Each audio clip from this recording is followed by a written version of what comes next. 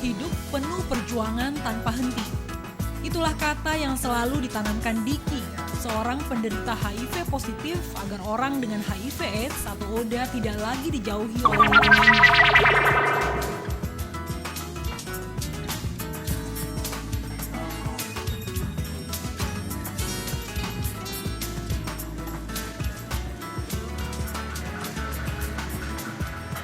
Hidup penuh perjuangan tanpa henti. Itulah kata yang selalu ditanamkan Diki, seorang penderita HIV positif agar orang dengan HIV/AIDS atau ODA tidak lagi dijauhi oleh lingkungannya. Diki mengetahui dirinya terinfeksi HIV positif sekitar 2 tahun lalu. Tahuan sih 2004 ya, karena pengen tes sendiri, ya akhirnya ketahuan bahwa Diki positif gitu. Iya, Diki mulai khawatir akan terinfeksi virus mematikan ini. Pasalnya sudah sejak lama Diki menjadi pecandu narkoba. Entah sudah tak terhitung berapa kali Diki berganti-gantian alat suntik ketika menggunakan barang haram itu.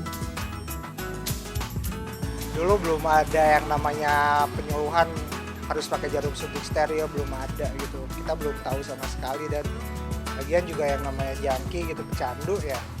Kalau lagi pengen make ya pakai aja jarum siapa gitu. Kadang jarum yang udah tumpul pun kita masukin juga gitu.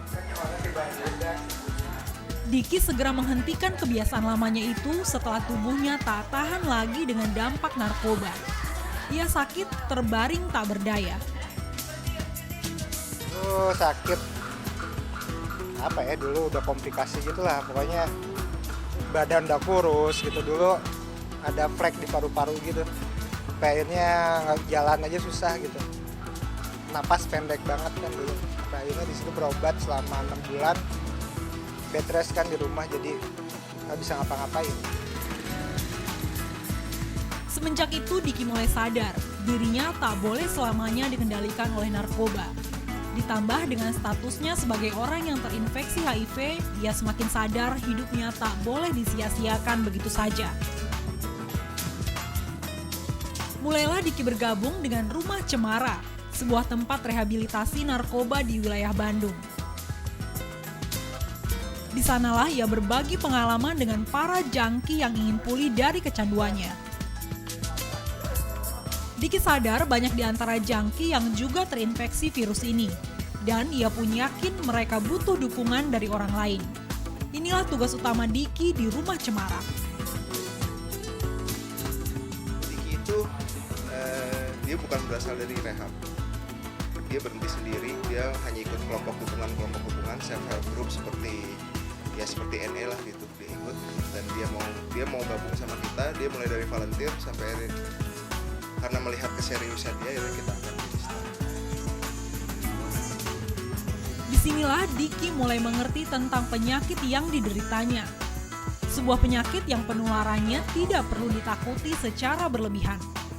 Selain bisa membantu orang lain, Diki mengaku ia pun ikut tertolong berkat dukungan teman-temannya di Rumah Cemara, baik mereka yang terinfeksi HIV maupun yang tidak.